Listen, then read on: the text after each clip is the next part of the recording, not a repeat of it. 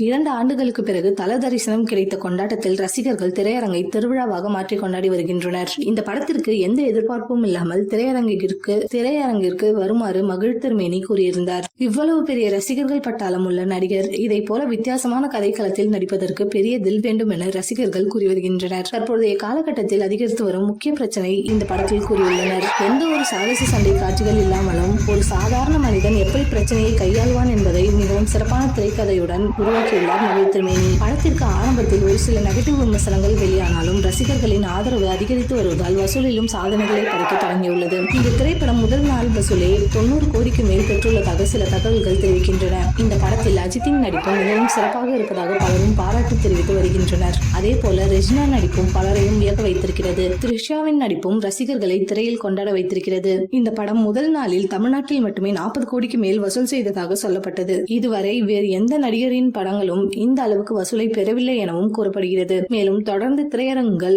Housefull ஆகி வருவதால் படத்தின் வசூல் 300 கோடியை தாண்டிவிட்டதாக கூறப்படுகிறது. விரைவில் இந்த படம் 400 கோடி என்ற மைல்கல்லை தொடும் எனவும் கோலிவுட் வட்டாரங்கள் தெரிவிக்கின்றன. அஜித் திரைப்படத்தில் மிக விரைவில் 400 கோடி வசூல் பெற்ற படமாக விடாமுயற்சி இடம் பிடிக்கும் என கூறப்படுகிறது.